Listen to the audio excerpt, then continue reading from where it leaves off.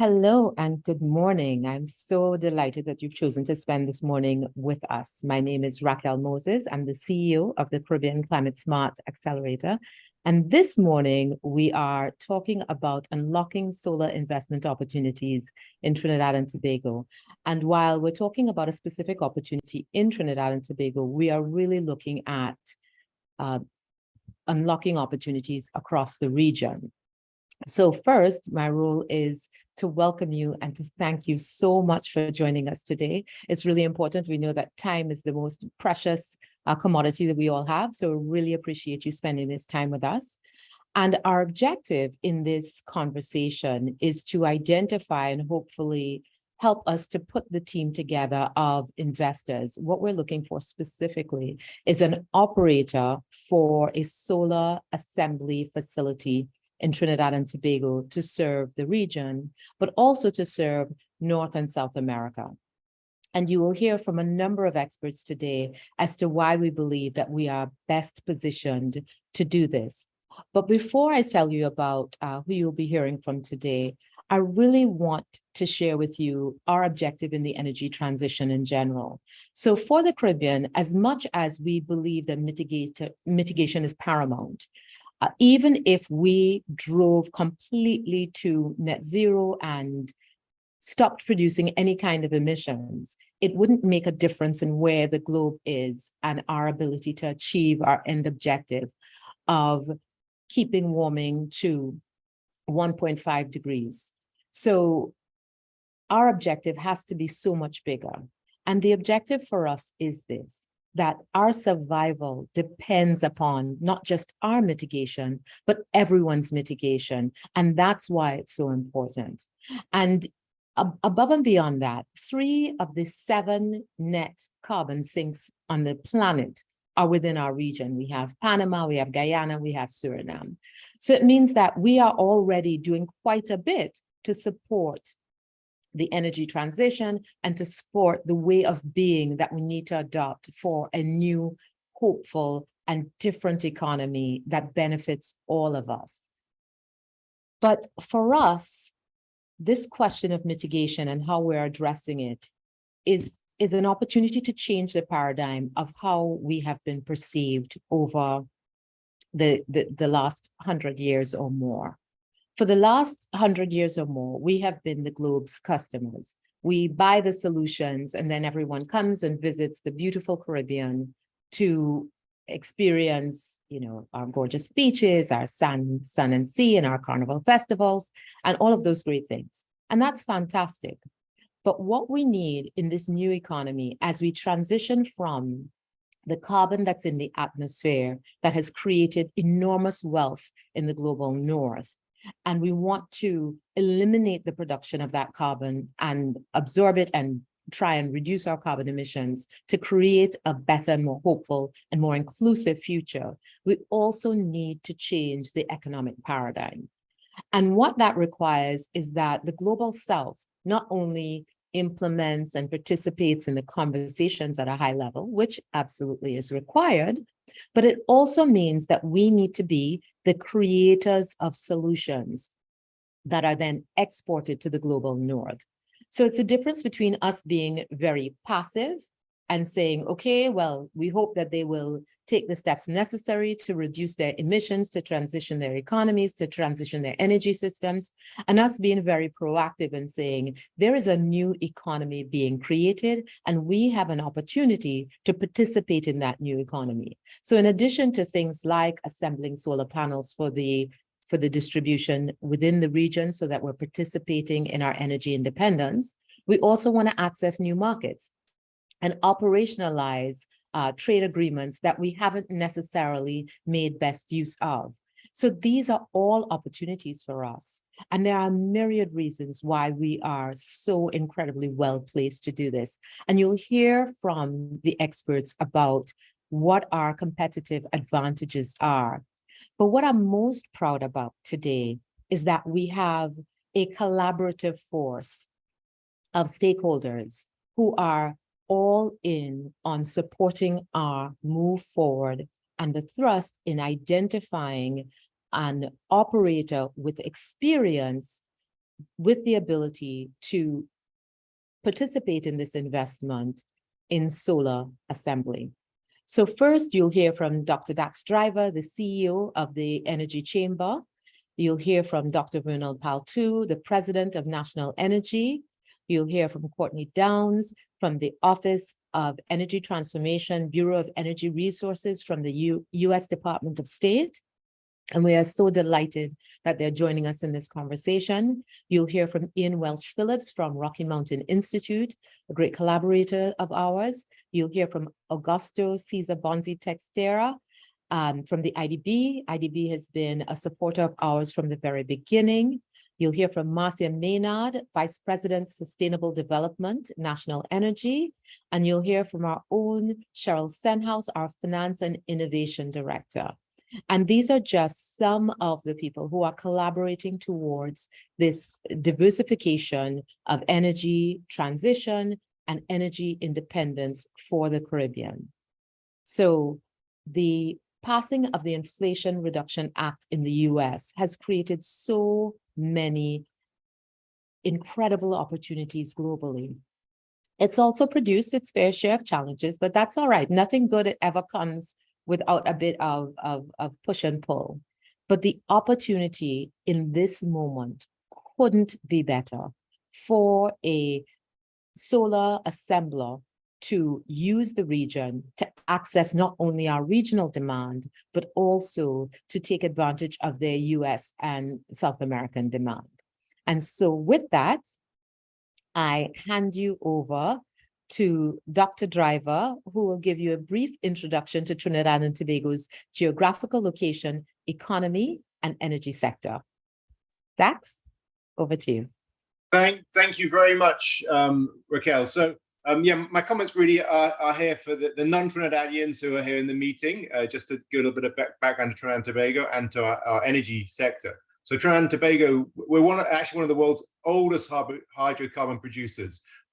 We've got well over a century of commercial production and well over a century of exports. Originally oil and petroleum products, but then more recently gas. And the gas products.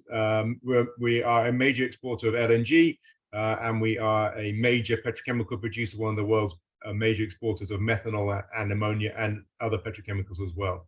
So the energy sector in this small island in the southern Caribbean, just off the coast of Venezuela, it's dominated by hydrocarbons. It dominates our economy, especially in terms of government revenue and export earnings. We're a small population, 1.2 million people, but we have a highly skilled workforce, many very, very experienced industry professionals, 2 very good universities, and a large number of technical schools and institutes, providing the skills needed for that to build that world-class energy sector that we have. So we have very strong engineering companies supporting the industry in the country, service companies. We have 400 member companies in the Energy Chamber. Most of those are service companies and contractors supporting the petrochemical industry and the upstream oil and gas industry. We also have a great location in terms of shipping. We have a lot of vessels coming into Trinidad because of our history in the energy sector, and we're south of the hurricane belt. I have a great natural harbor in the Gulf of Paria, and ports to service the sector. We have international oil and gas companies and large global petrochemical companies resident here for many, many decades. It is an economy. We are a democratic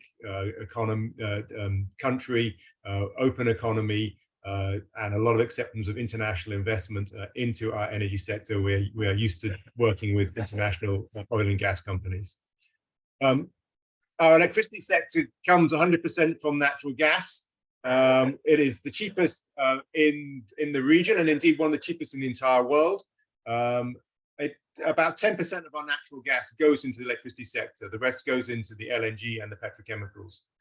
So given all that, why should we be even here talking about solar panel manufacturing? We're a hydrocarbon economy. Well, the first point is that there is a need and a big desire for us to diversify our economy. The manufacturing sector is seen as a big part of that. We need to develop these other economic sectors where we can be competitive, able to export goods and services. So we think solar is a great opportunity, not just for the manufacture and export of panels, but also the services that are sort of bundled and embedded with that industry as well.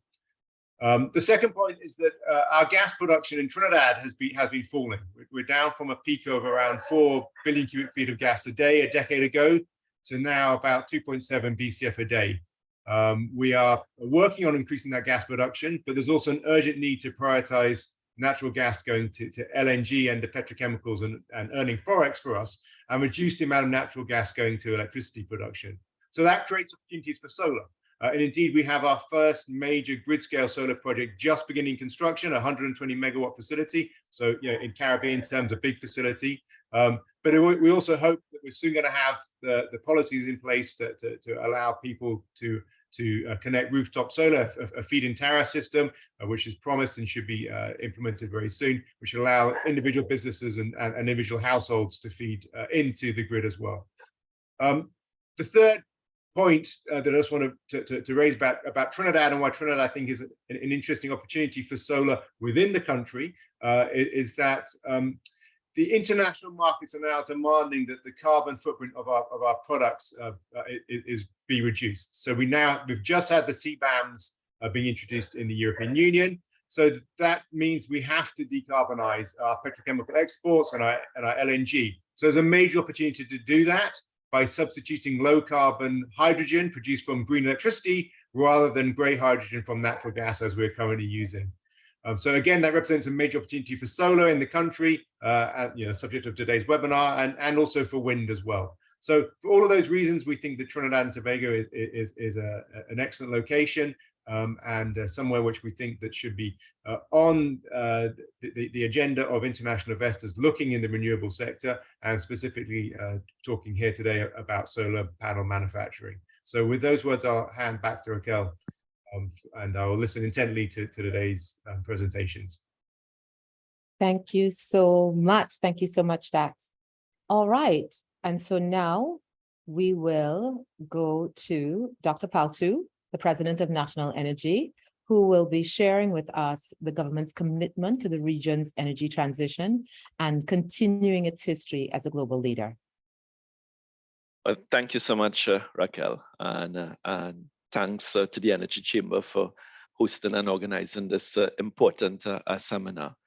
And, just to build off what Dax was saying and what Raquel said earlier, Trinidad and Tobago is uniquely placed in terms of our energy sector and our industry for driving the transition and building that industry as we go forward into the future. Now, just to take us a bit back in terms of our development and our organization, we in Trinidad and Tobago, as Dax indicated, have a long history of a successful fossil fuel industry, building on initially petroleum production and then natural gas production.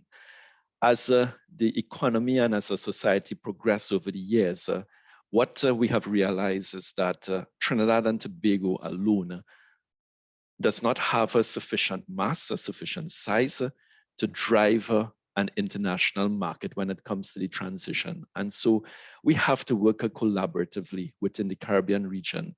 And from that perspective, when we talk about energy transition, it is not an energy transition for Trinidad only, it is energy transition for the region. And, we from Trinidad and Tobago perspective, having, a lot of experience in the energy sector, is in a unique position to leverage that strength and that expertise and that technical know-how to work towards building this industry for the wider Caribbean. And this, in essence, all goes towards the whole conversation and the whole point of energy security for the region. And energy security will not come from renewable energy alone. It will involve traditional fuels. As we know, there is emerging energy provinces in Suriname and Guyana using, traditional hydrocarbons. Natural gas is going to be, an important aspect of that transition, and renewable energy as well. All of these different sources of energy will come to play as we build a resilient energy infrastructure for the region. But make no mistake, renewable energy has to be the goal of the future. And as I indicated, we see Trinidad and Tobago, in a unique position that allows us the opportunity to build that foundation and build that resource as we go forward. This project with respect to solar assembly and constructing solar panels and assembling solar panels for the region has been around for some time. And what we feel at this point in time is that the timing is right for us to make that step forward. We are at a place where renewable energy, particularly solar energy, is the renewable energy of choice within the region.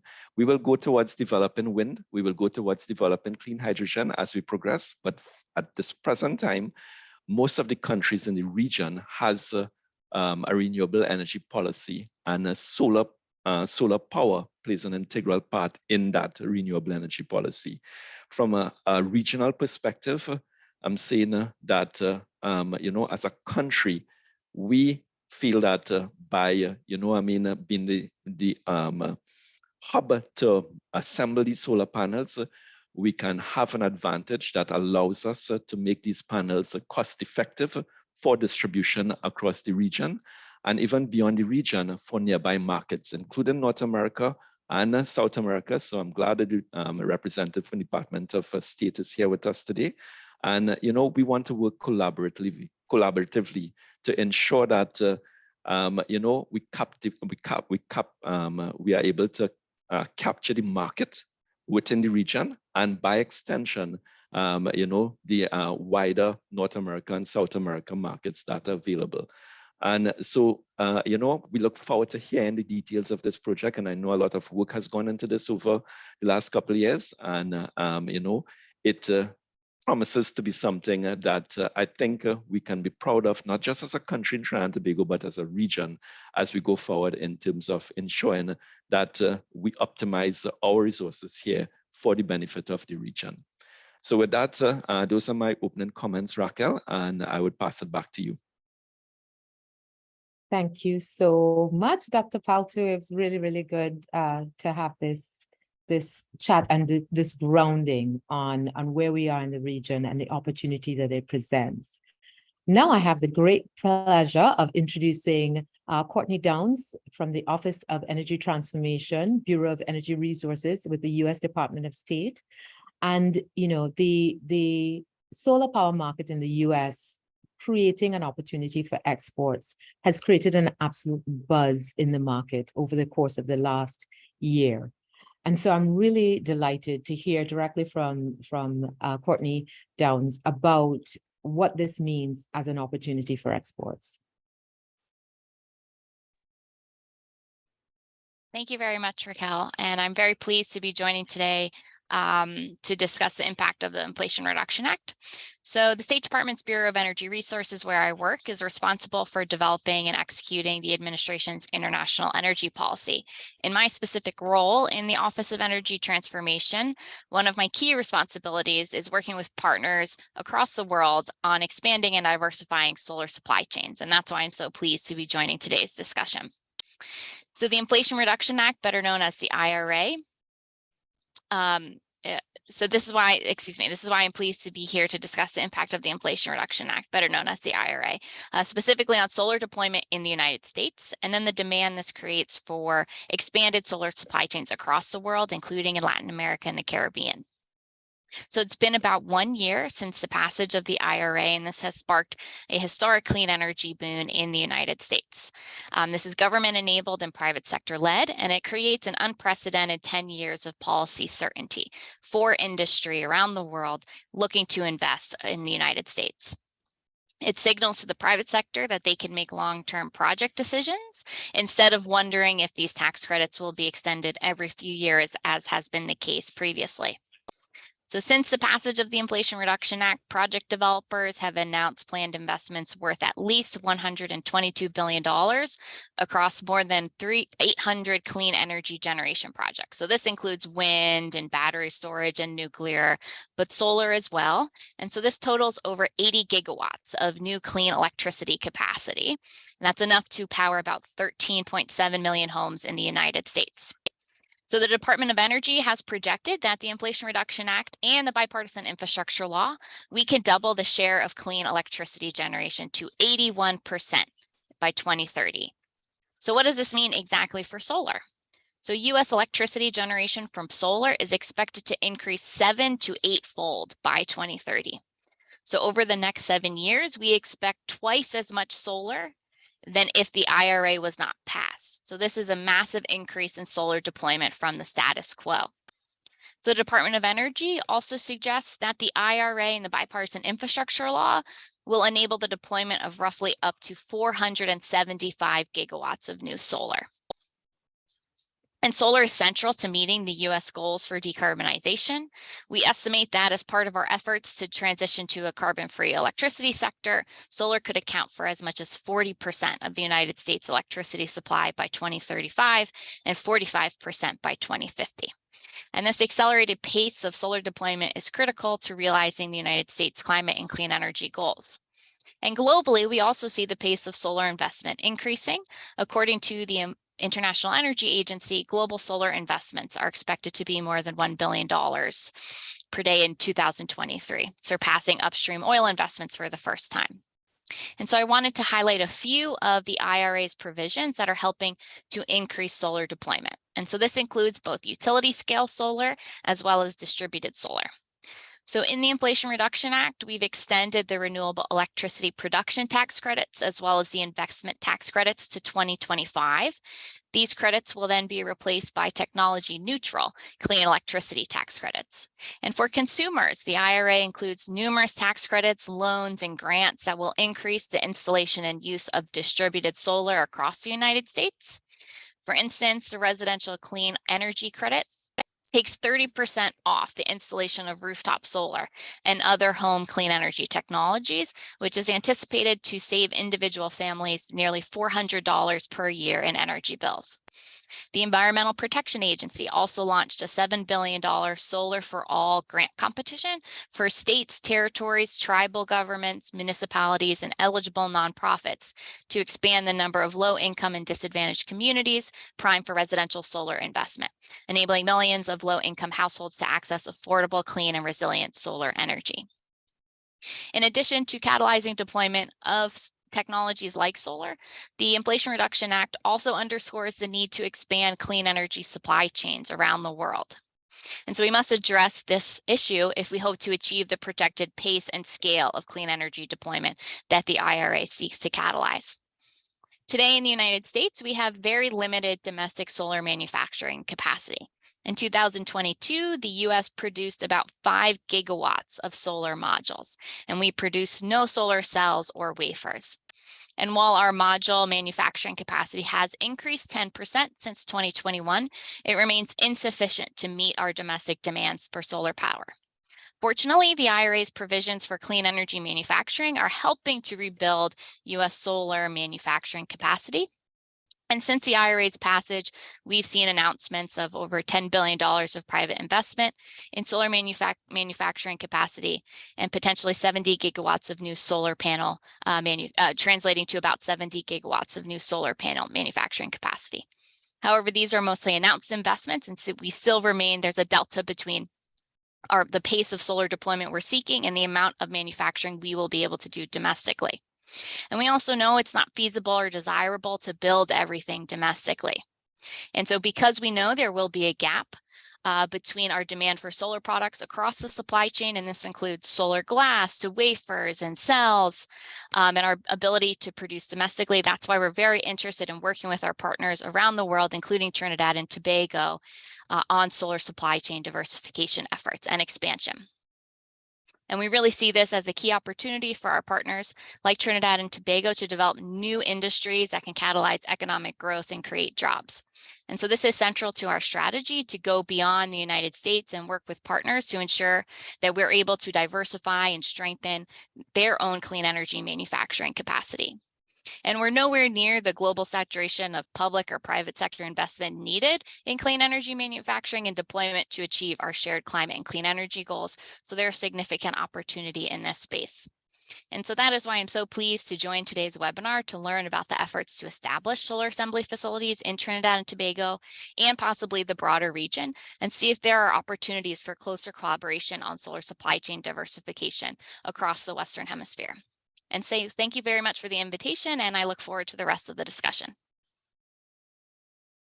Courtney, thank you so much. That was incredible. I could barely keep up with documenting the stats, and that's so important because there is such an opportunity, and we understand why there has been such excitement over the IRA.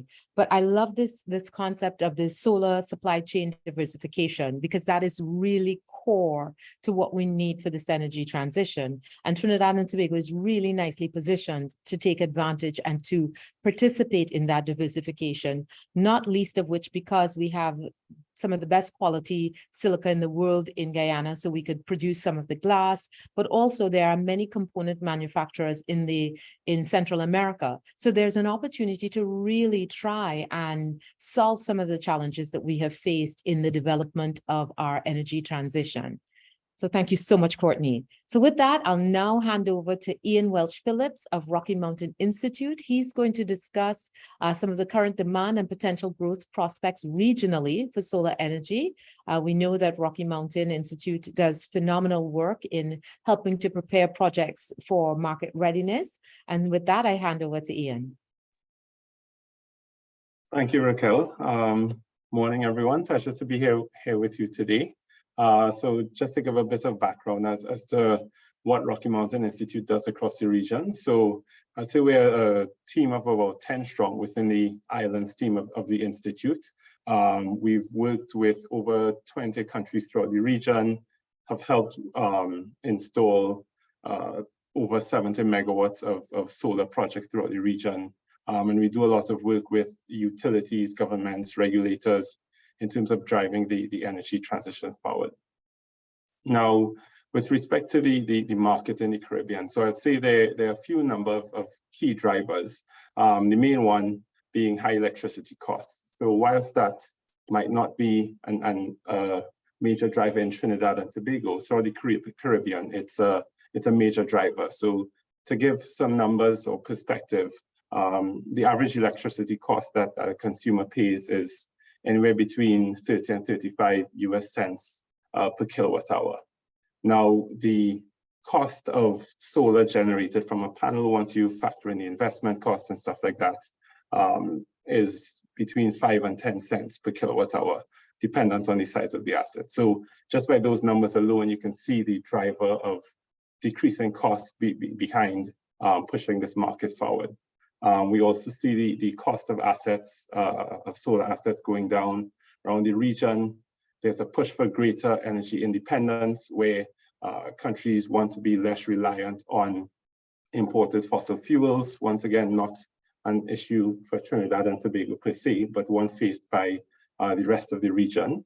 There's also a greater push for resilience, and by resilience, I mean adapting to the impacts of climate change. So hurricanes are getting stronger, they're becoming a lot more prevalent, and part of that is, I'd say, fortifying your system or increasing the amount of distributed generation throughout the system, of which solar is a primary factor.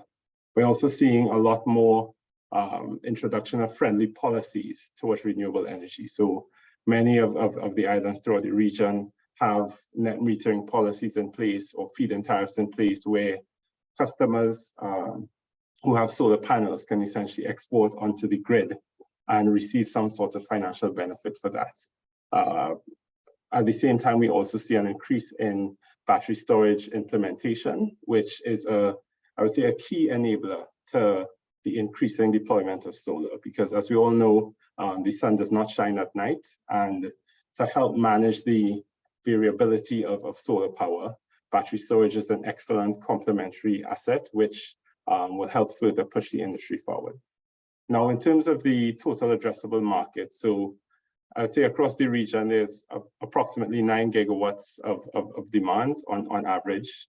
And once you factor in the capacity factor of solar, so by capacity factor, we just mean that based on the size of the assets, it does not generate all of the time. So within the Caribbean, it's about 18 to 20%. So if you factor that 9 gigawatts up, we're looking at 40 to 50 gigawatts, of potential demand. Now, most islands are between, I'd say 20 and 60 megawatts. And interestingly, or I'd say most crucially, most countries are less than 10% solar penetration. So in terms of build out of assets over a period of time, there's a significant market to address there. When looking at the solar market, I'd say we typically look at it across 3 levels. So we look at grid scale, which are projects greater than 1 megawatt, commercial, which are projects between 25 kilowatts to 1 megawatt, and residential, which are below 10 megawatts. Now, across the Caribbean, we're starting to see a lot more grid scale projects, primarily pushed by utilities and government. So we've seen the 112 megawatt that has started in Trinidad. Jamaica just released a tender for up to 100 megawatts of solar as a first tranche of a pipeline plan of 170 megawatts of solar. Guyana have just completed their RFP and are proceeding with a 33 megawatt project. St. Lucia has a 10 megawatt project in the works. Grenada has a 20 megawatt project in the works. And there are many other, I would say, plans in train from governments, utilities, etc., to ramp up on this grid scale storage. Grid scale solar, particularly due to the energy needs of the people. On a commercial level, we're seeing a lot more commercial installations. I'd say there's a bit of a constraint at this level due to the regulations having to catch up in terms of allowed sizes and types of assets to be connected. But there are huge pushes from many of the Caribbean hotels and other large businesses to help get this on track. And lastly, I'd cover the residential aspect. So the residential, I would say, is an often underappreciated market. And I say this because whilst the residential market is small in terms of the installation size, what you're starting to see, especially throughout the Caribbean, is where the build out of solar is constrained by the regulations or the interconnection process. For example, you have to get your asset, you have to register it, there's a bit of red tape you need to go through. There's been an explosion in unregistered systems throughout the Caribbean, which is still a significant part of the demand. So just to give some context, in Jamaica, for example, for every 1 registered residential system, you have about 6 unregistered systems. So these are people that are not within the official system, but are still going out and purchasing panels and getting them installed and getting them connected to produce energy for themselves. So yeah, so I hope that provides a fairly good overview of the Caribbean market. And the last thing I'd say is that looking at the demand of approximately 9 gigawatts across the region, that's a static number as of now. And that number is expected to grow with industrialization. And a big driver of that is expected to be, once again, another impact of climate change, where as we all experience this, it feels like it's getting a lot hotter. And what you're seeing is a lot more installation of AC units, which then pushes the demand up, which then pushes the need for more clean energy up, which then pushes the need for more solar up. And it is by far the, I would say, most scalable, cheap form of renewable energy that we have access to in the Caribbean at this point in time. As some of the other parties mentioned, we're still looking at geothermal, we're still looking at hydrogen, we're still looking at wind, but solar is definitely the here and now, and it's the here and now to stay. Thank you. Hand back over to you, Raquel. Thank you so much, Ian. Thank you. That was phenomenal and really provided us with some great grounding on what the opportunities are within the region. And I thought that that last point about sort of the scalability of solar and how important that is for our individual energy transition, and also the issue of the continuity of it's getting hotter, people are buying more ACs, and so we're using more energy, and then we're almost, if we're not transitioning to renewables quicker, we are worsening the problem that we're trying to solve. So we really have a key opportunity here to at least stem what's going wrong and help to cool in the long term while we address what's happening in the immediate and short term. So next we have with us Augusto Cesar Bonzi Texera from the IDB. And the IDB has been phenomenal in conducting studies across the region as to what are some of the gaps, what are the opportunities for wind, what are the opportunities for geothermal, and certainly they have been looking at the energy transition for the entire region. So it's great to have Augusto with us to talk about some of the key market gaps and the opportunities that a solar assembly facility produces. Augusto? Yeah, thank you very much for the invitation, Raquel. It's a pleasure to represent the Inter-American Development Bank here in this forum. And we think it's a very important discussion because if we go back a couple of years ago from COVID and then also from the Russian invasion in the Ukraine, what we have been seeing, it is a large rearrangement of the supply chain. And that basically started with what we call the nearshoring. So basically bringing the supply chain closer to the demand centers. And what happened the last couple of years, it moved from nearshoring to friendly shoring, which is basically trying to make commerce and trade with countries that have a very good relationship.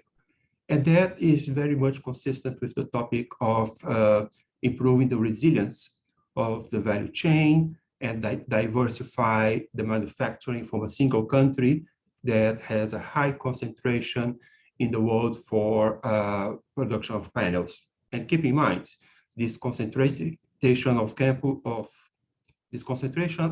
production of panels can also be diversified from the point of view of doing it with cleaner energy sources. Keep in mind, the panels that are produced now, 70% of them are produced from electricity from coal. And this has a bigger issue on the emissions across the whole value chain. And that brings me to the second point, which is basically the whole topic of clean energy, which is at the core at the IDB. So we support all the initiatives to reduce emissions and to develop a green supply energy in the region. So this is all related to the decarbonization. So in this context, not only Trinidad and Tobago, but the whole Western Hemisphere has a great potential to attract new industries. We have a large consumer base. We have also, as a region, large reserves of precious metals and the cleanest energy matrix in the world. So at the bank, we see nearshoring as a priority for the region for attracting capital and generating local jobs. In this context, we have been monitoring several of the announcements of supply chain migration. And of course, as our colleague Courtney from the State Department already mentioning, there has been a lot of emphasis there in the US. We have seen like the NL multinational investment into Oklahoma, 3 gigawatts, and generating about 1,000 direct jobs. Also another 5 gigawatts investment in Texas, generating 1,500 new skilled jobs. And we know this is happening in the US, and there are a lot of reasons behind that, such as the IRA, but we also see that in other parts of the Latin American Caribbean region. For example, there has been a recent announcement of a new factory of solar PVs in Mexico, in the state of Jalisco. Also this year, 2 new factories in Brazil, in the states of Pernambuco and Paraná. And now we have this opportunity coming up in Trinidad and Tobago. So when we look for all of this migration of the supply chain coming to the Western Hemisphere, What are the common themes that we have seen in all of that? And I'm going to mention 5 of these, which are really recurring in all these investment operations. The first one is, how do we see the role of the government to set up an enabling environment with the right policies that will attract the private sector? So the government can and should make a very important difference in terms of setting this framework and enabling environment that will give confidence for the investors to come. And that brings me to my second point, which is, what is the role of the private sector? So we see the private sector really driving the investments. The government can and should participate in those investments, maybe as a minority shareholder, because it is a kind of a strategic part, but the large part should really be doing by the private sector. The private sector brings technology, generate jobs, and boosts productivity and efficiencies. The third thing that we saw in all of those investments in the region is to set up a financing arrangement that contemplates all the different participants.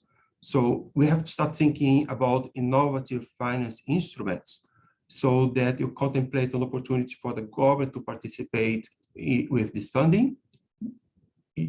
Also, the private sector to bring its own investments in this opportunity. And of course, depending on the off-taker, there are a lot of things to consider in terms of setting up the guarantees and also the risk-reward system.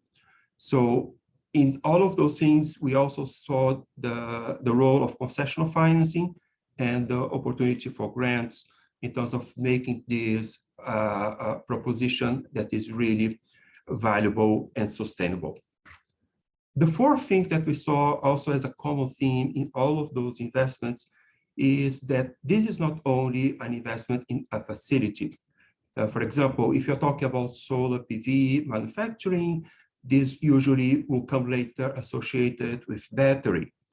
So what we have seen is this has to be thought through as an ecosystem of technology development, innovation, partnership with the universities, with the technical schools, because that is really the key enabling factors for generating a just energy transition, leaving no one behind, and not only thinking about the manufacturing part, but also what we call the soft part, which is the social, the job generation, and the whole sustainable development of the country.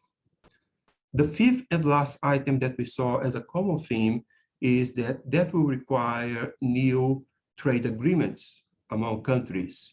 And here, as we are talking about the Caribbean as a region, we have a very good opportunity to strengthen the collaboration among countries. And in that, usually there is a role for a trusted advisor to participate in these discussions as someone who is neutral to one country or the other, and who is really looking forward to developing of increasing the size of the pie and not the individual share of the pie for an individual country. So this partner will also help avoid asymmetries of information and asymmetries of institutional capacity for some countries that may be smaller or in the early part of the development of the renewable energy sector. So developing the trade agreements, developing a safe space where the countries can work these energy topics is very important. The bank has done that in other regions, and it could play a role on this one. So let me finalize here and sum up that we think this is really the moment for the Caribbean region to make a large transition to renewable energy sources and to clean energy. The IDB is very happy to participate and to support. We think in doing that, the region can attract foreign direct investments, can generate jobs, and can decarbonize the economic sector. These all will contribute to a sustainable development of the region. Thank you very much, Raquel, and back to you. Happy to get some questions at the end. Thank you so much, Augusto. I love that you sort of broke it down. You know, what's the role of the government? What's the role of the private sector? What's the role of the enabling environment, including universities? What sorts of financing arrangements need to be in place? How do we manage risk? And of course, what are the trade agreements that need to be in place? I think one of the best parts of the opportunity that presents itself here is that we have this single market already in the region that we really need to utilize as much as possible. We have amazing relationships with the US that we need to operationalize the trade agreements. And with the South America, there are so many opportunities that we need to capitalize on and agreements that we need to put in place. So I think this can open up a lot of other doors and create such a wider market. And the IDB has been a great partner in Dave, can you mute? Yes, it's been a fantastic opportunity for us moving forward. And so we look forward to the IDB's collaboration. And I especially appreciated your highlighting the role of concessional finance, which we will definitely, and grant money, which we definitely want to use to encourage this project and to get it off the ground. Thank you. So now I have the distinct pleasure of introducing Marcia Maynard, Vice President, Sustainable Energy Development at National Energy. She's going to be providing us with a project overview and investment case for the solar assembly facility. Marcia is a consummate professional. She's been with National Energy for years. She's been with this project 4 years, and I think she's going to do a phenomenal job of sharing with us what is the case for this investment. Thank you, Marcia. Okay, thank you very much. Good morning, everyone. Thanks, Raquel. Just give me a moment. I just want to share my screen.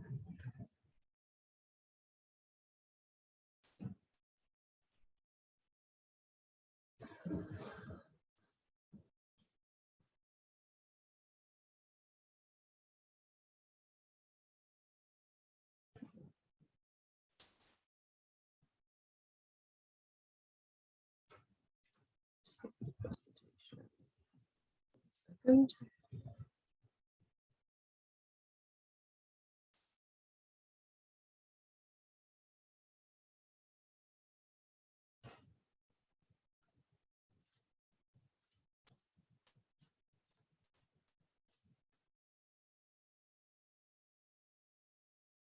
All right, I think Andrew, if you're there, could you just share the screen for me? I don't know, it's not coming up at all. Thank you.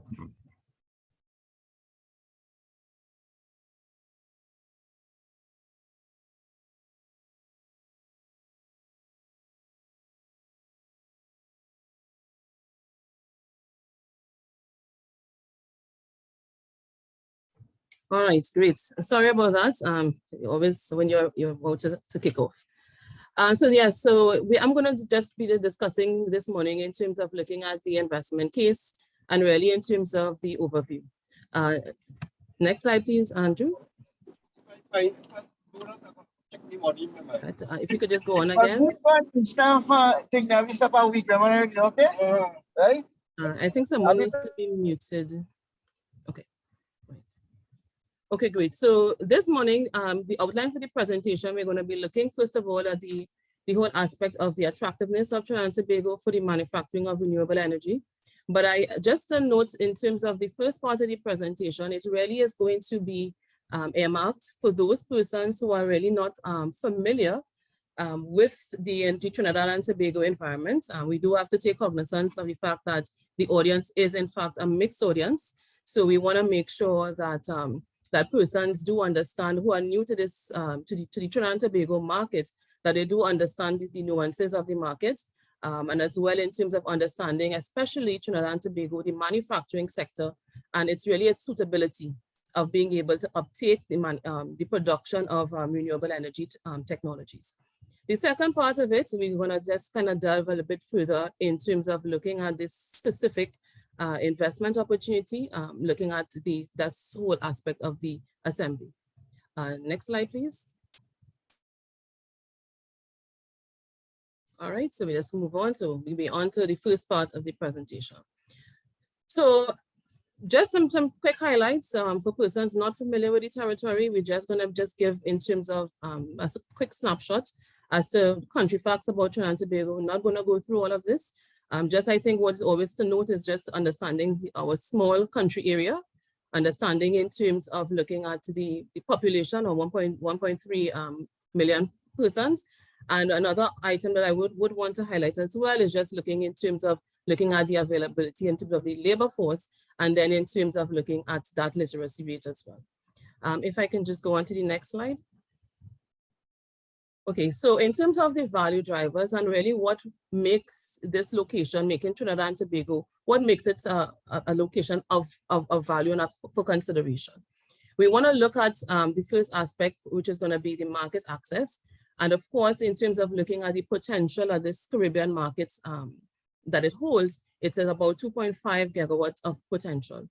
We also want to look at in terms of looking at not only just within the Caribbean, but even as we expand into both Latin and South America, we do see in terms of looking at the increase of the global share. And I think the speakers before all spoke to it in terms of looking at how persons, as they move into this whole energy transition, we are in fact going to be seeing a ramping up in terms of the adoption of the solar technology. In terms of one of the other drivers, easy access to the raw materials, and the fact that there are opportunities in terms of being able to look at being able to import different aspects and different supply elements coming from aspects of within the region or outer regional in terms of looking also within the Latin America region as well for supply. And what also makes it, of course, very important is having access to developed port infrastructure and infrastructure that allows us to do the export as well as the importation of the key raw materials. In terms of the strategic location and looking at Trinidad and Tobago, we are in fact an excellent transshipment point. And in terms looking at where we look at how we are, and I will have another slide that kind of talks to you, kind of visualize in terms of that sort of triangle, which includes looking at Panama, looking at the whole Caribbean region and how we sort of fit very, very nicely in terms of that being that transshipment point.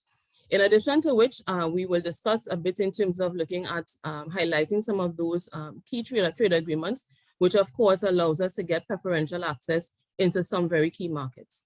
In terms of the skilled labor, I know that Dr. Driver would have spoken to this a bit earlier, which talks about in terms of having that experience in terms of petrochemical processing. It does allow in terms of us being able to transfer those skill sets now into this new type of industry. One of the things that we also have to be cognizant of as investor, if we are looking at making this type of investment, is of course understanding that as you transfer skills and you are starting up a new industry and starting up in a new business line, you do take cognizance of the fact that there would be some level of risk, and then that has to be taken into consideration, right?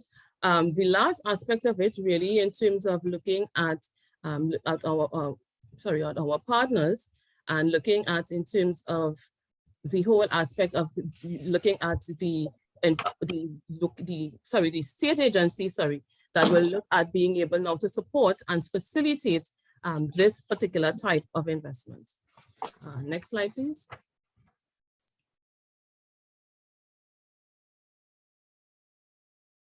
Let me just see if I can minimize this. Right. Okay, great.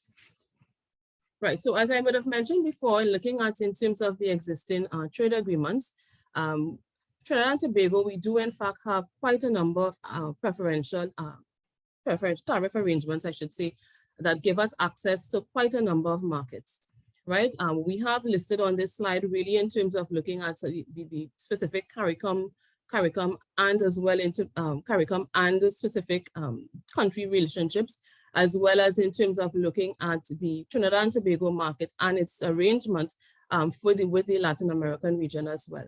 I think one of the other aspects as well as even under the CBI, the Caribbean Basin Initiative, and I will speak to the first aspect, which is the SIBERA. I do recall quite a few years ago, at one point in time, Trinidad, we were in fact looking at polypropylene in terms of looking at the production of it. And that in itself, it's really a sort of a resin type material. And there was a there was an attraction for us as a location in terms of being able to produce that particular product, because there was in fact a preferential tariff for the export of that resin into the US market. So what I also wanted to highlight on this slide is that even though, yes, there are in fact quite a few bilateral arrangements, bilateral trade arrangements and agreements that allow us access, market access, always remember that these are always negotiated positions. So sometimes in terms of when you look at the suite or the basket of goods that currently may fall under the agreements, they are still always open to negotiation. I just also wanted to highlight off of this slide as well that there are also, if you're looking at the sort of a trade arrangements and the trade relations between the various, between Trinidad and Tobago and some of these parties, a very, very useful tool is looking at the UN Comtrade. It's just go onto the website, and it certainly allows you then to visualize looking at the extent of the import-export, I should say, goods. And in terms of looking at the amount of those goods that have been traded between the various countries that fall under those specific trade agreements. Next slide, please. Right, so in terms of the active manufacturing sector, Trinidad and Tobago's manufacturing sector, is one of the third largest contributors to its GDP.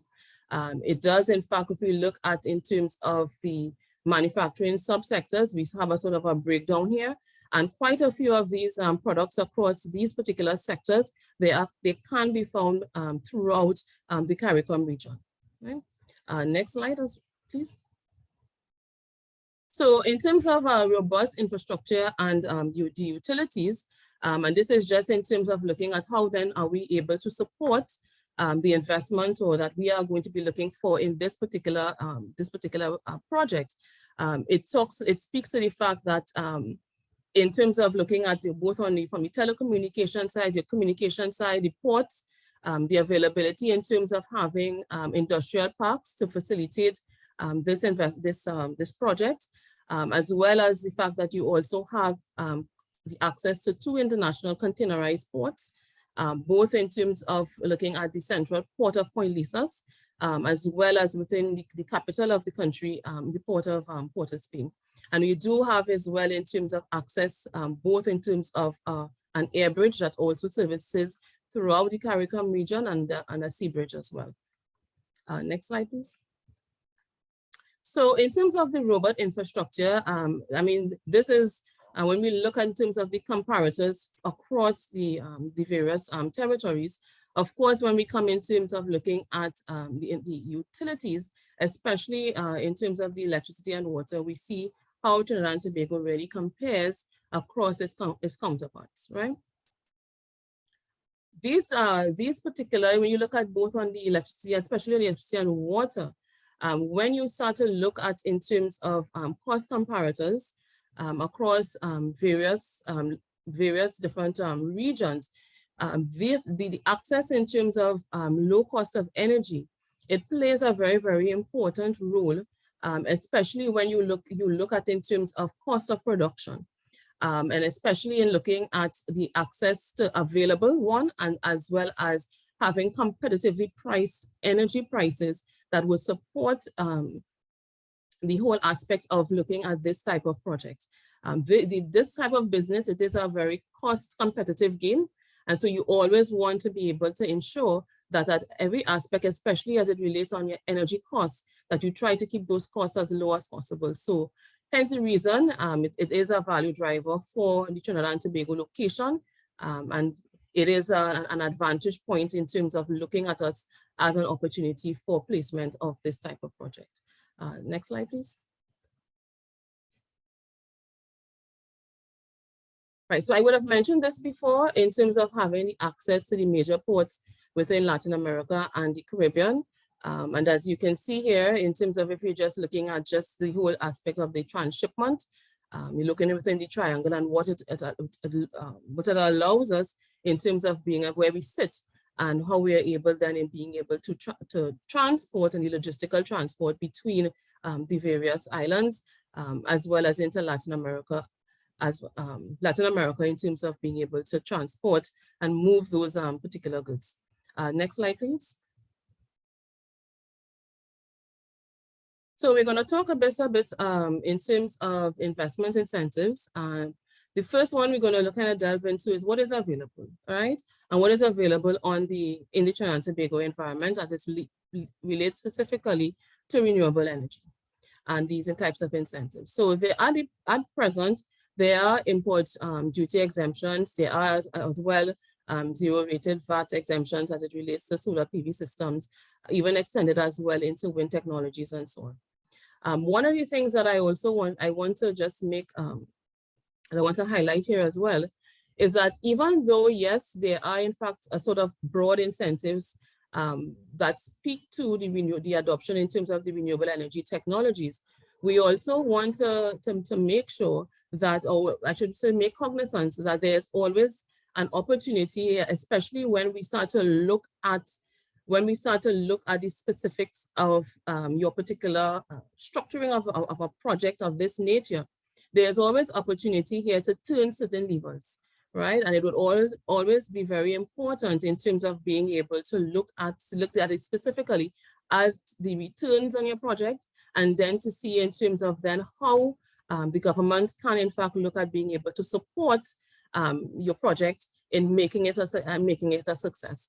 So even though these tend to represent in terms of the, as I said, the broad type of incentives that are currently available and are on the table, it does in fact provide an opportunity. There is an opportunity as well as we get into project specifics and what it is the investor is going to be coming to the table with. There is an opportunity as well here for us to certainly make other types of considerations as well to ensure that the project and in terms of returns that you're getting from the project do in fact meet the criteria for the project shareholders as well as the project principals. Right. If we go on to the next slide sort of also would present just broad aspects in terms of fiscal incentives that are currently available across the manufacturing sector. Again, opportunity here as well. As we look at the specifics of the particular project, you always have the opportunity here in being able to make specific cases for other types of incentives as well to make some of the projects viable. Next slide.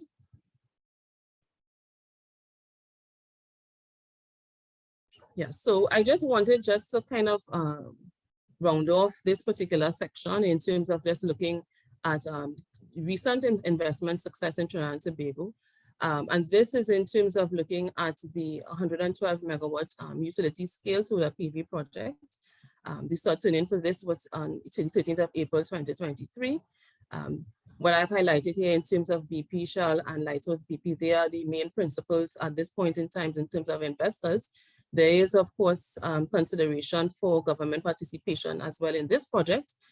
That is currently under finalization. But in addition to which, also to note that the project has in fact would have reached its FID, financial investment decision, in December of last year. And it is in fact, as we speak, in Q4 of this year, the project principals have in fact started some of their pre-construction activities. Right. So I'm going to move on to this next section. If you go on to the next slide, I will take you to the next section. Right. So we're going to just talk about in terms of the opportunity. Right. So this in terms of looking, and I think the previous speakers certainly have spoken in terms of quite a number of the opportunities, the whole environment as it relates to being able to really capitalize on the fact that you do have the solar irradiance and the intensity within the Caribbean, and being able then in terms of being able to diversify as well, diversify the electricity generation for some of these islands. Some of these islands still, they still utilize in terms of oil type derivatives. And you also want to sort of diversify that sort of, I would say in terms of the electricity production mix, and really bring on board in terms of the adoption of other types of renewable energy technologies. If we go on to the next slide a bit, let me just, I just wanted to talk about a bit of other things. Next slide, please, Andrew. Right. So I know that Raquel would sort of set the stage at initially. Just go back one slide. Great. Just go back one more.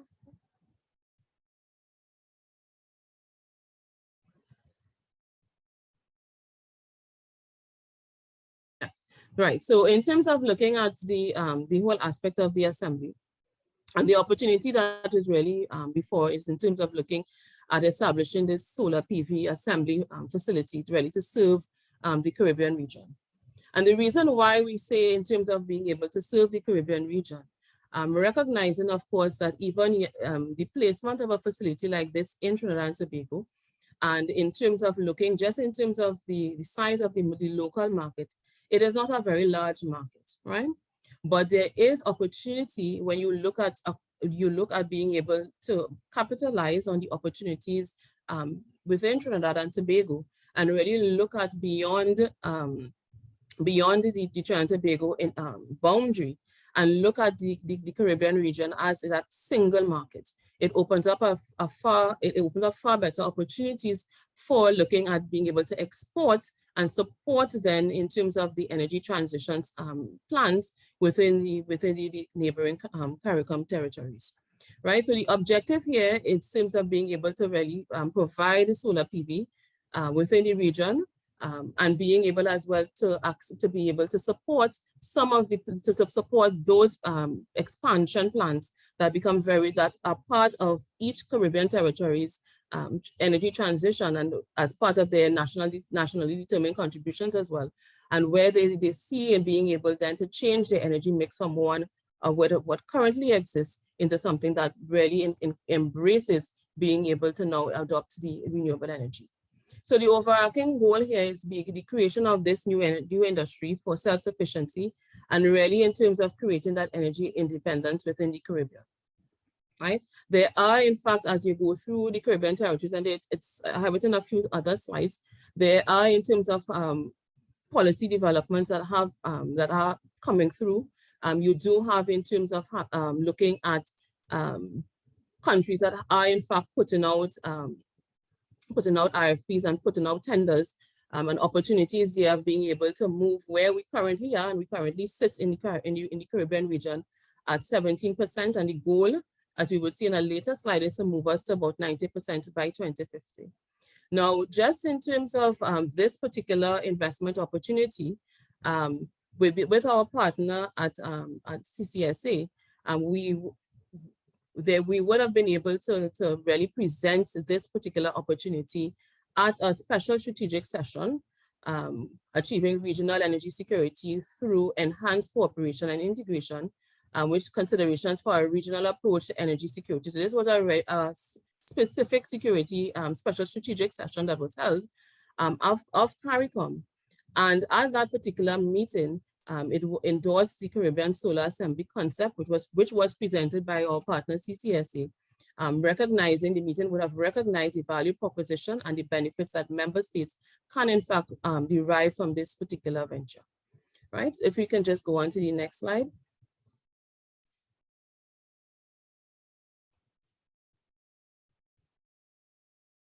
Right.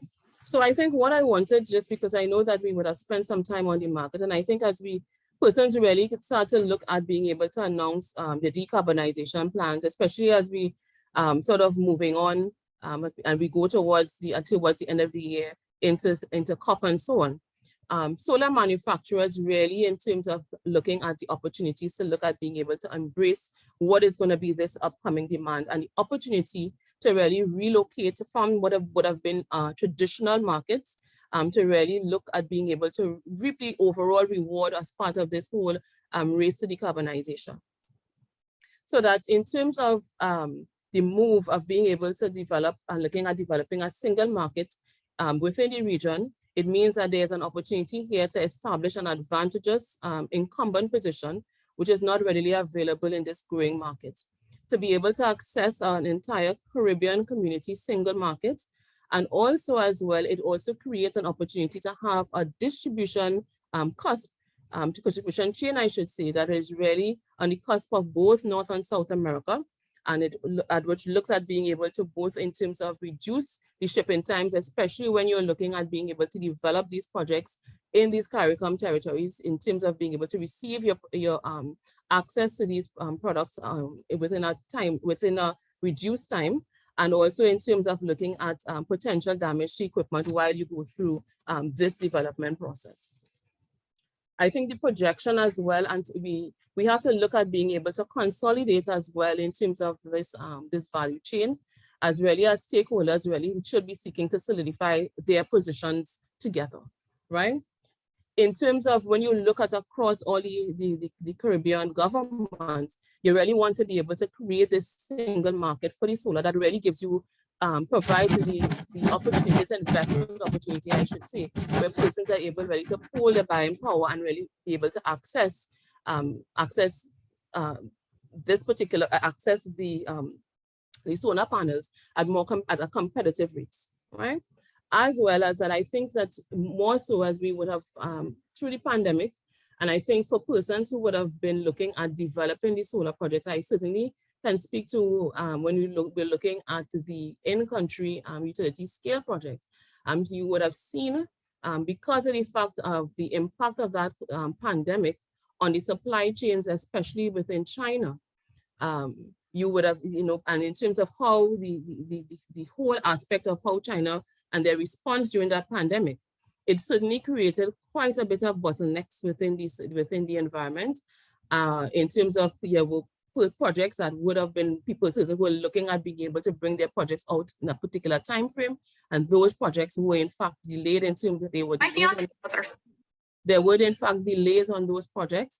And additionally, you would have also seen an increase in terms of the capex, in terms of the capex of costs in some of their projects that they would have also been looking to establish, right? So the transition for us in terms of the renewable, really we're going to be looking at, it receives pressure from all sides. You have the climate crisis and the need to lower that cost of electricity, and really the desire for energy independence, which I think is very important for most territories. So that it is in fact, in terms of when we look at this, the whole aspect of the CARICOM region and this whole renewable energy marketplace in the Caribbean, it is in fact a race that is really born out more of necessity than more than anything else.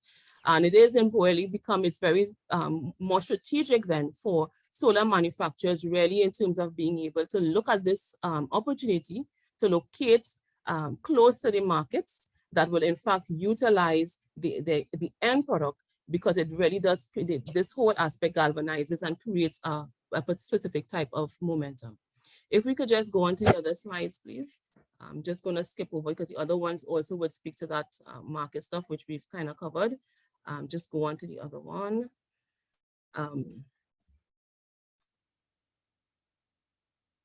Right. So I would have sort of alluded to some of this before, where we currently sit, and as of 2020, the Caribbean, we've started at 17%. And what we really want to be, when we look at the commitments by the various territories, is being able to move towards 57% by 2030. So as we look at the opportunity, it's really being able then to look at being able to match what is existing in the marketplace, and then being able to say, okay, how then am I going to be able to structure this particular project?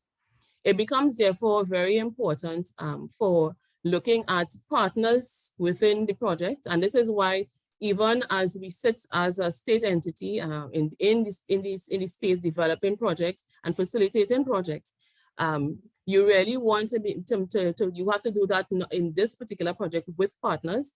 And we would anticipate that even as someone looks at this particular opportunity, they also have to come in have that arrangement and coming in some form of partnership, because you're going to have to be looking at persons that will be able to bring market access or have market access, whether or not it be in the Caribbean, within Latin America.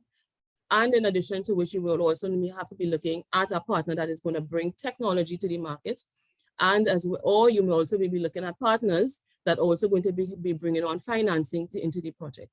So it becomes a partnership in terms of looking at the structuring, because of the fact that for this particular project, there are, in fact, you have to be able to match in terms of looking at output capacity of the plant to, and sort of match it back, and well, I should say match it back to what you currently are going to be seeing within the market and the projected movement within the market. So what we have put here is just in terms of looking at some of the assumptions that we feel that the project can, in fact, explore.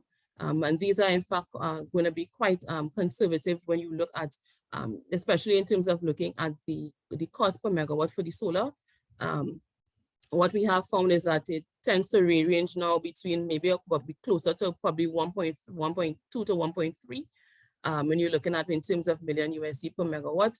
And again, in terms of looking at how you factor in some of the projections throughout the CARICOM into your project, into this particular opportunity. If we go on to the next slide, you would see in terms of the, we would have utilized in terms of Castalia, and they are in fact a very good resource if you're looking at even to just get baseline market information, right?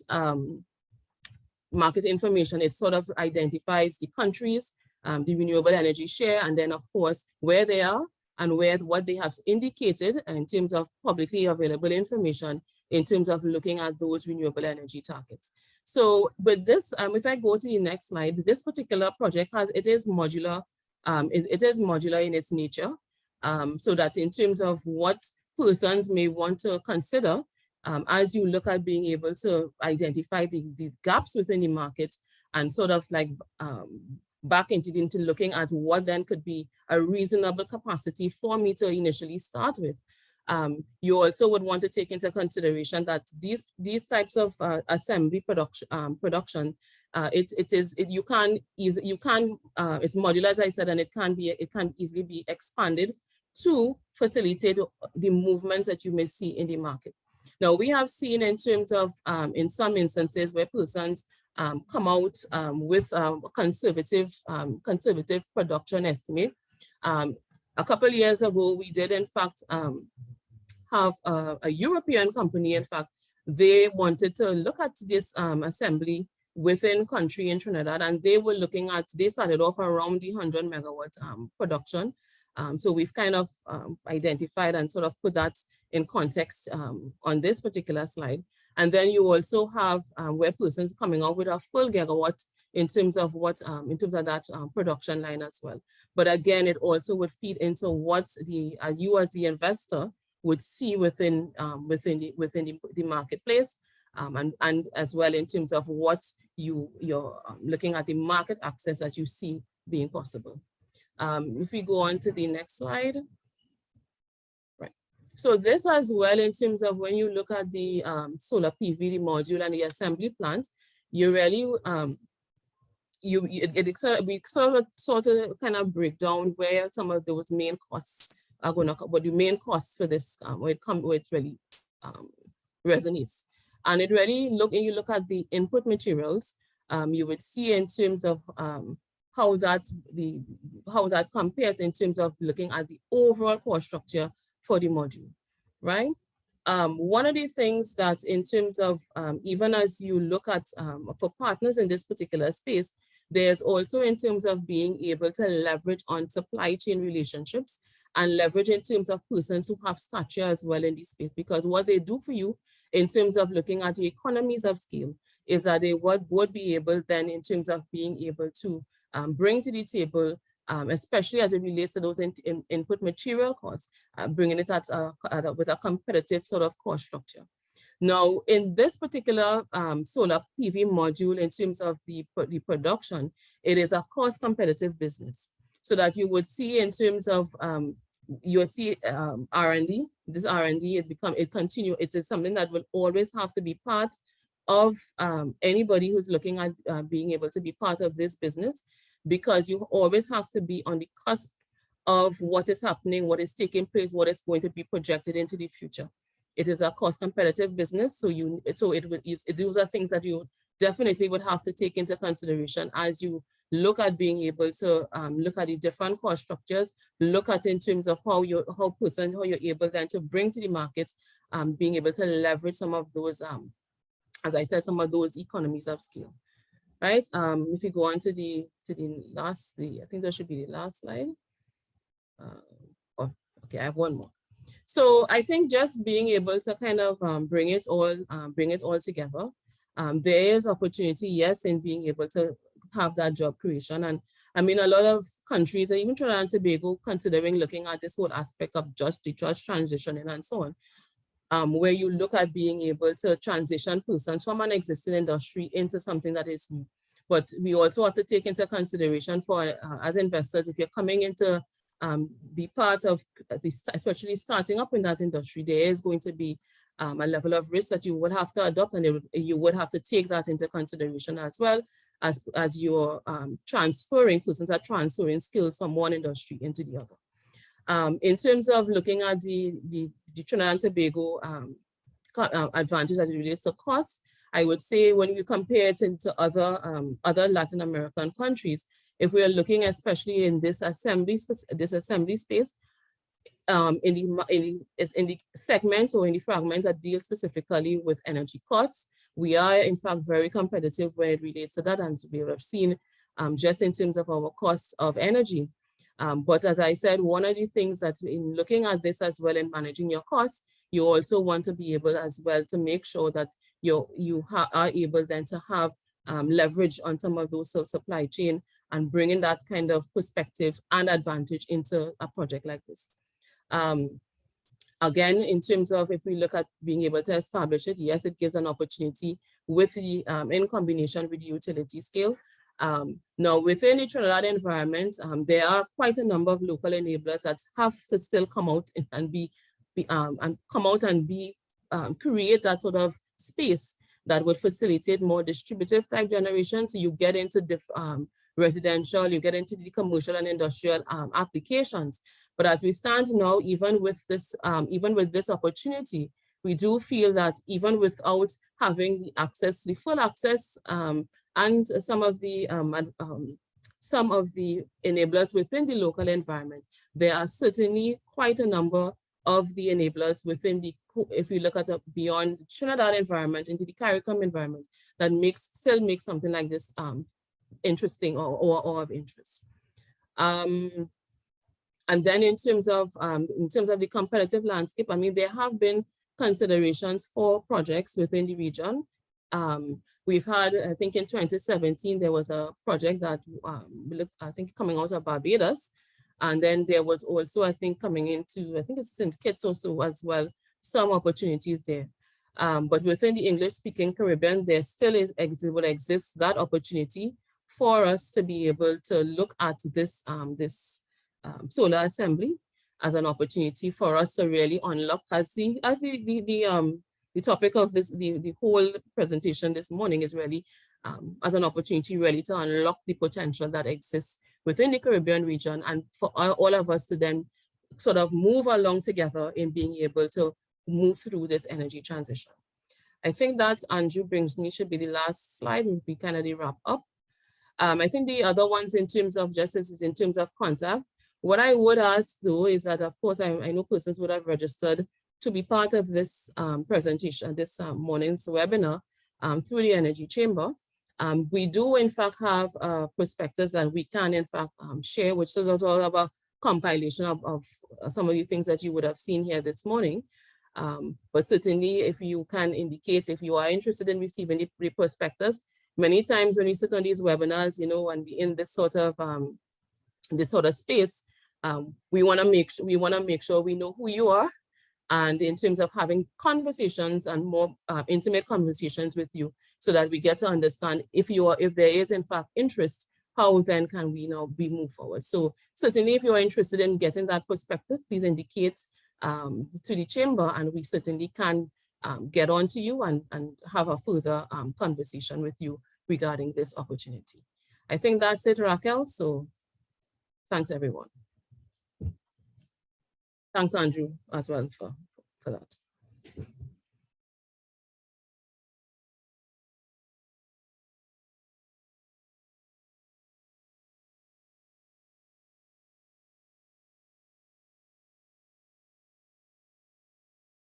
Andrew. Oh, wonderful. Thanks so much, Marcia. That was absolutely comprehensive and a really, really great framing for the landscape as to what we're looking at and considering. So now we get to the point where we talk about what does this require? And I want to go back to sort of the original objective. Above and beyond, most importantly, what we need is an operator with experience who has some market access, whether that is North American, Caribbean, or South American market access. And with that, we think we have the ideal scenario to put together this investment. We have been in conversation at CCSA with a number of potential financing organizations. All of them are very eager to finance this transaction. Our expectation is that it will be a combination of some equity and some debt. Ideally, what we're hoping for, and not necessarily from the government, but ideally this transaction would benefit from some type of offtake agreement. We would love to see a North American entity enter into an offtake agreement with us that can help to reduce the risk and certainly ensure that at a particular price point, we would have sufficient demand from the North American market, because as Marcia would have pointed out, our internal market is somewhat limited, although we are incredibly motivated and willing to produce at scale to be competitive. What I thought was a really important point that I didn't hone in on that Augusto made was that the panels that are currently being produced are being produced using coal. So they are exacerbating the problem that we're trying to solve.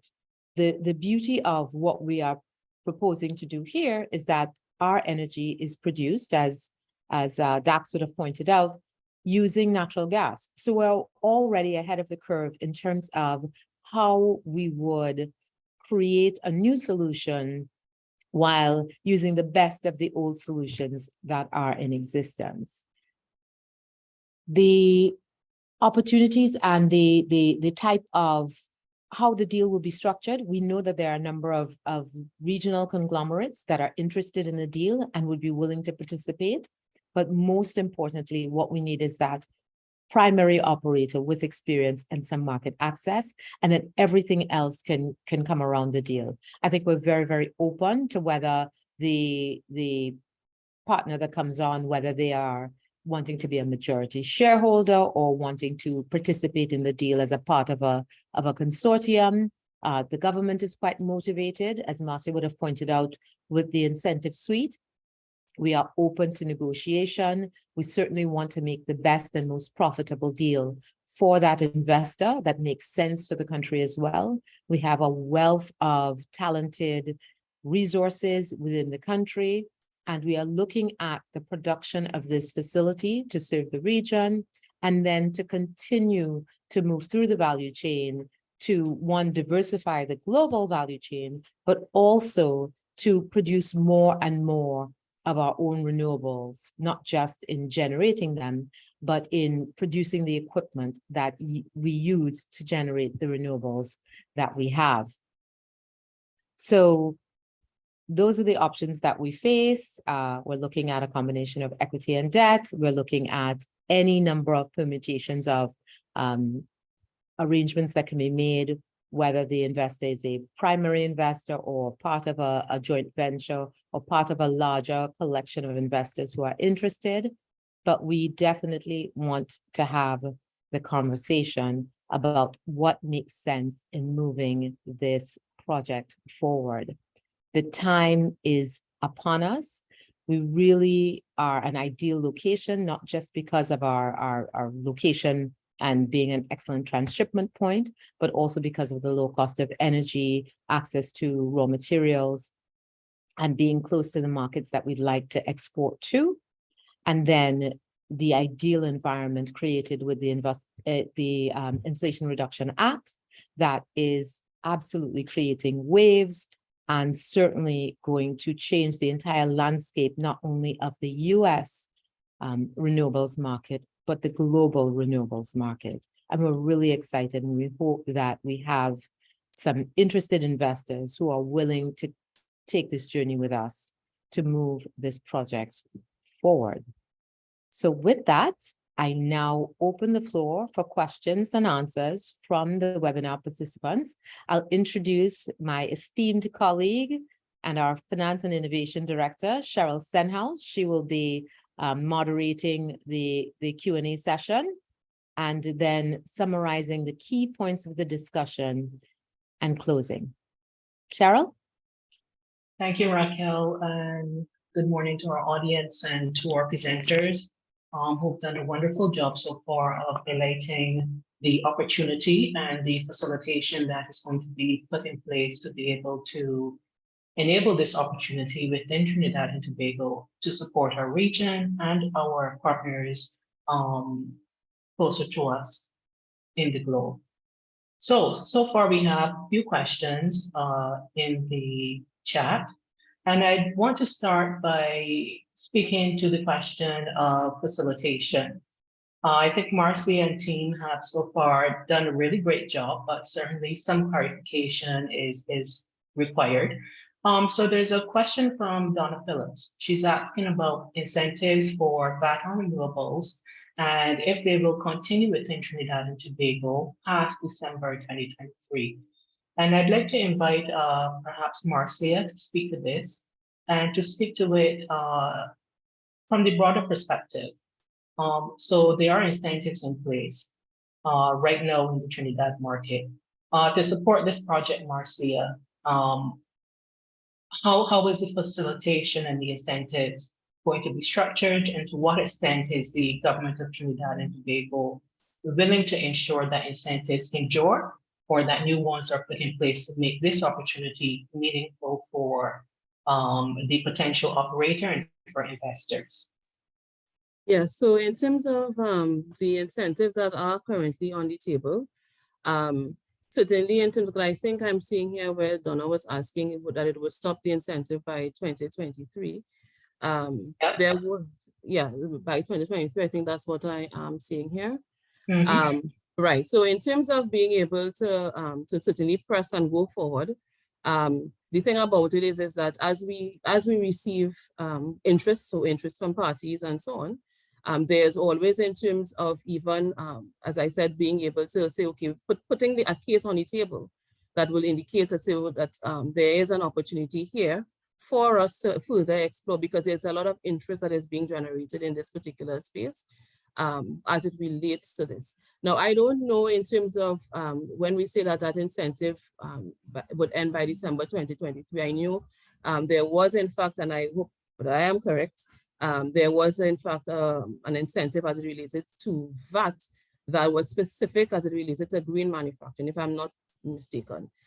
There was in fact a limit that was placed at the end of 2023. I think that would have been stated in the previous, not in this recent budget, in the budget for the previous budget. I do know that there have been in terms of some conversations that were taking place between the Ministry of Trade and the Ministry of Finance as it relates to that.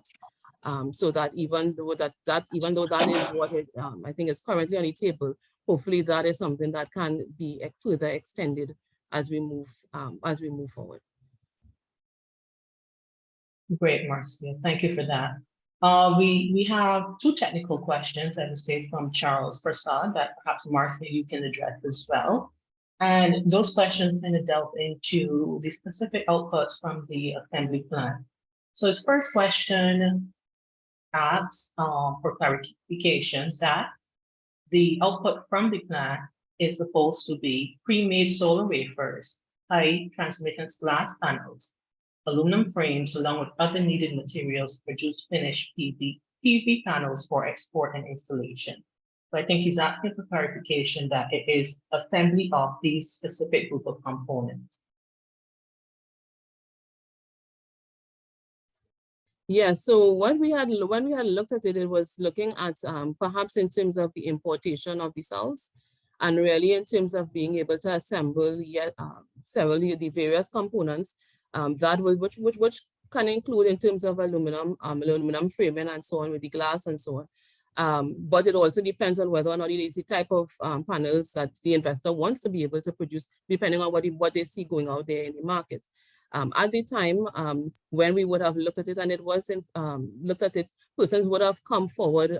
As I said previously, we had one strong particular investor who was looking at it just in terms of still having framed PV panels, right? Of course, customer taste, market dictates it. Certainly, people against you have bifacial, you have so many different other options.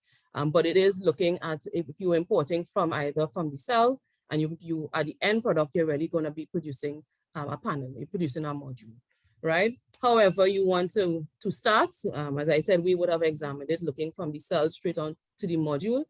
It is really going to be up to how you wish to design. You wish to design your project, and based on the cost factors that you're going to be seeing in being able to structure your particular project. Great. So I think that answers his second question, which contemplates if it is possible to manufacture the solar wafers and high transmittance glass rather than importing it to then do the assembly. So what I've heard you say, Marcia, is that certainly you're open to considering the business model that any potential operator puts on the table for the assembly plant. Yes, it's a very flexible. It's not to place anybody in any sort of creative box. Nothing of the sort.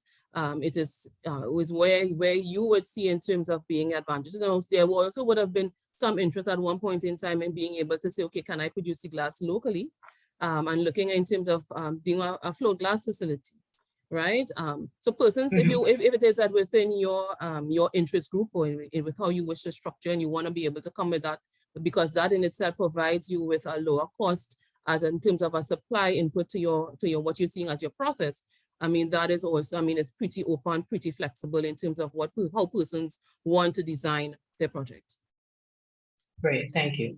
Sure. So our third question in the chat, we have certainly a comment about floating solar farms versus onshore solar, and the fact that solar implementation so far has had on the use of arable land within the region, and posing the question about was the concept of integrated solar farms in agriculture explored.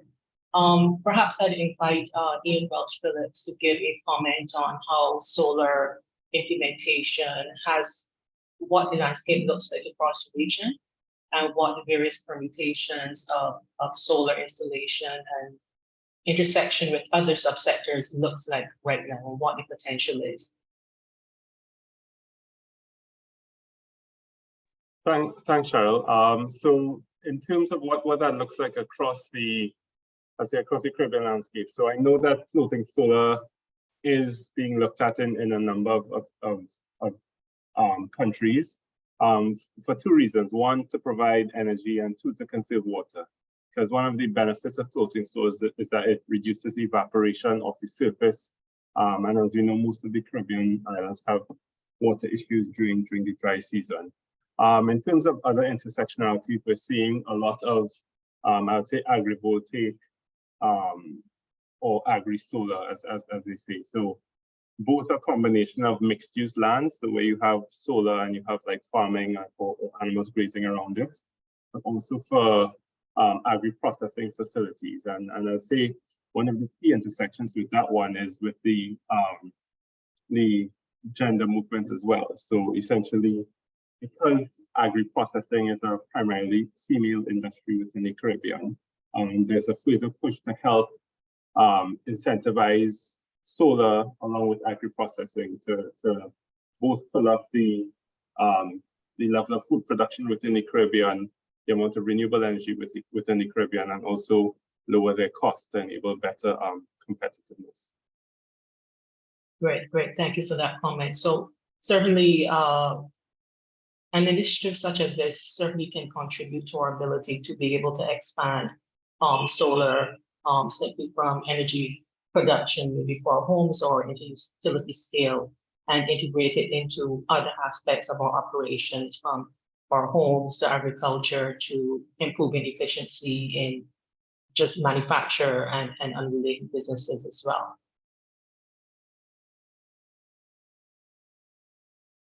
So we have another question from the audience from Abdel Khan. How does the whole life cycle cost and whole life cycle carbon impact of the facility compared to the nearest competitor? And perhaps Marcel asks you to take this again.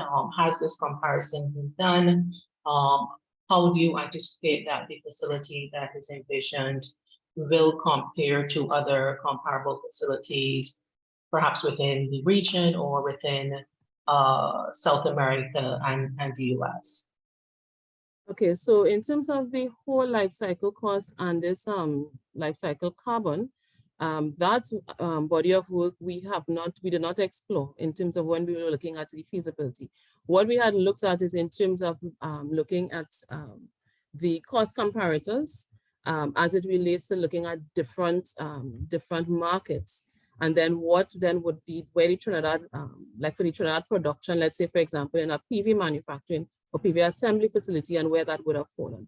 When we had looked at it across the various markets and looking specifically at that particular component, because of the fact that we were able to, as I said before, that energy segment, because of the cost of our utilities, what we had found is that in terms of it would have brought us within what I would around this like the second quartile when we looked at it in terms of overall the overall cost. But in terms of when you look at it from doing the whole chain side in terms of the cost, as well as in this particular instance where the person is asking for the life cycle in terms of the carbon impact, and that is looking from where you start, of course, to where you finish, on all the different how your emissions and the footprint that you have throughout the whole production process. That we have not that has not been we have not at this point in time do we have that documented at this point. Is there an opportunity for you to gather that information and generally to be able to provide detailed information to a potential operator on the market opportunity to help them, come to a final decision? Yeah, but so we can't. It certainly can be done. But again, it would also speak to what that particular, because remember, it depends on where each person's starting point, where they want to start. So that's where I started may be different to where you may wish to start, depending on your particular partners or that kind of thing, or where your access to your supply chain going to come from. You might say, okay, that I want to start at this particular point where somebody may start a step before. And that in itself is going to affect, I should say, what will be one person's impact versus the another, right? So that what we can look at is maybe on a generic, not generic, but on a just to give a feel as to what it may look like. But if it becomes very specific as it relates to a particular footprint or impact, it will be it will be specific to that the particular process that an investor would want to adopt. Great. So once again, Marcy, I'm hearing you indicate that you are willing to work with any potential operator based on where they are to develop a framework to enable them to take up the opportunity. Right. So what I'll ask you to do at this stage, Marcia, to kind of close the Q&A session is to just outline and summarize for us again what the next steps. So to our audience who is on the session today, and for anyone who they share the information with, if you are interested in pursuing this opportunity, what are the next steps for getting information and for engaging with the stakeholders about moving forward? Yes, so I think what I had mentioned before, and especially because of the registration information, there's also as well in terms of for national energy and being able to access the information as well through any one of through the company website, you can access the information. But in addition to which, what we also wanted to do as part of this webinar is not just have it as not have a link as to that we have information to follow up with someone, which is why I was saying, and in terms of this particular webinar and having the next steps, if the chamber could indulge, is that once persons indicate that they would want to receive the presentation, that we can, based on your registration, that we can get the information and then we can do a more personal reach out in terms of having that conversation. Because conversations ignites, goes a lot further than someone just going navigating our website and then you get the information and there's no real conversation about it. So we really want, in this particular instance, if you are in fact interested, just indicate and we will follow up in terms of having that one-on-one conversation with you in terms of the prospectus, and then in terms of what ideas that you yourself may have, what may have been tickled, I guess, this morning, and you would want to now be able to move forward with. So I see Dax is his camera is on, so I hope, Dax, that you will facilitate our request for us to be able to get that more intimate type of interaction with the audience. Oh, of course. I just put my camera to say yes. Of course, we would do that. We're always happy to facilitate. That's why we're here, to help make the connections. So people can always just reach out to us, the chamber. You should have got our contact details when you registered. Please we will help get people in touch. And other questions, beyond this specific opportunity here, other issues around the renewable energy industry in Trinidad and in the wider Caribbean. I encourage people just to reach out to us. Register on our website for our e-newsletters. They come weekly with a lot of background information. A lot of it is still going to be gas related because of the nature of our economy, but it is wider than that as well. So please just reach out and register with us, and we will keep you informed about everything which is going on, and we'll make the connections as well. Great, thank you so much, Dr. Driver and Marcia. So we've had a wonderful session this morning. Just to wrap up, I'd want to highlight that our objective in bringing these parties together is to enable investment in the solar opportunity in Trinidad and Tobago for the establishment of a solar panel assembly facility.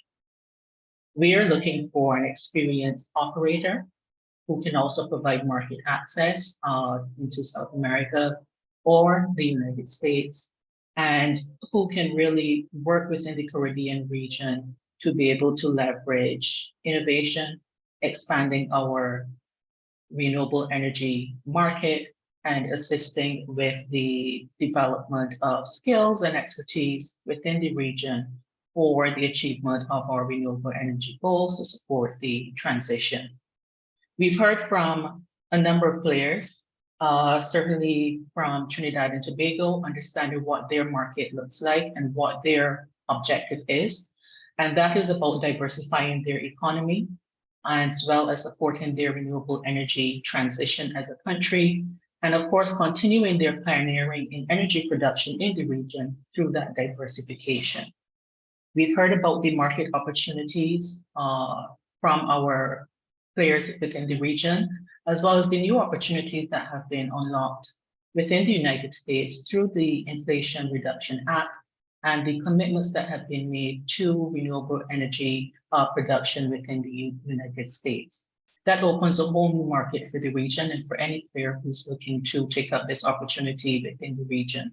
Certainly, there have been significant commitments through grants and tax incentives that will allow for the increase in demand for solar technology within the United States, as well as to establish partnerships for supply to meet that demand within that market, and providing a key strategic opportunity for us in the region in establishing this solar assembly plant to be able to capitalize on a ready and available market. We heard the full details of the project plan from the National Energy Associate, Marcia, who was giving us the full details, but we've also heard from the IDB on what the market within the region looks like, the role of the Caribbean as the leading producer of clean energy within the world, the work that has been done to develop the enabling environment within the region, and how this dovetails with this initiative from National Energy and from the government of Trinidad and Tobago. And we certainly have heard as well about the investment opportunity and what we expect in terms of financing that can be brought to the table. The opportunity is an amazing one. The government of Trinidad and Tobago and its stakeholders are open to a flexible discussion on the terms and conditions for this investment. And we certainly encourage anyone in the audience who believes that they have the expertise and the knowledge, the interest and the commitment to take up this opportunity within the region, to reach out, as would have been outlined, indicate that you're interested in receiving the prospectus and the presentation to the Energy Chamber, and they will follow up by providing that and starting the discussion with you about how the partnership can be formed. So thank you to everyone for joining us this morning. Thank you to all of our panelists and presenters, and we look forward to hearing from those of you in the audience who are interested in the opportunity. Thank you to everyone and have a wonderful day.